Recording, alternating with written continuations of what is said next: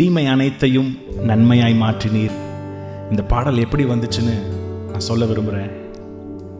நான் ஆசையாக ஒரு கிட்டார் வாங்கியிருந்தேன்.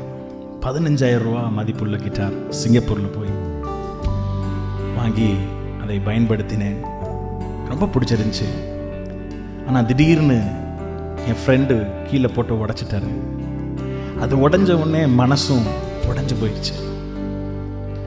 அப்போ அந்த உடஞ்ச கிட்டாரோட ஆண்டவருடைய பிரசன்னத்தில் உட்கார்ந்திருக்கும் போது சாத்தான் சொல்கிறான், I think God doesn't like you. God doesn't like your worship. ஆண்டவர் உன் மேலே கோபமாக இருக்கிறாரு அப்படின்னு சொல்லி he started talking to me. ஆனால் அந்த நேரத்தில் அந்த உடஞ்ச கிட்டாரை வச்சு ஆவியானவருக்கு ஒரு பாடல் கொடுத்தார்.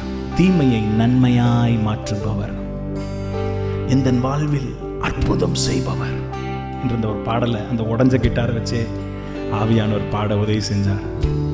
Do you know what happened? அந்த உடஞ்ச கிட்டாரை வச்சு பாடினேன். நன்மையாக மாற்றுவீங்க அப்படின்னு விசுவாசமாக பாடினேன். அற்புதமாக அமெரிக்காவிலேருந்து நான் உடைச்ச கிட்டார் 15,000, அது more than 30,000, double times. அதனால் I tell you, God will compensate double times. Amen, double times. அதான் பைபிளில் சகரியா 9ஆம் அதிகாரத்தில் சொல்லப்பட்டிருக்குல்ல, நம்பிக்கையுள்ள சிறையிருப்புகளே அரணுக்கு திரும்புங்கள், இரட்டிப்பான நன்மையை தருவேன்.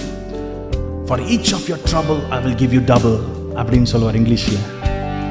So I promise you that that's not my promise, that God's promise that He will compensate with double portion.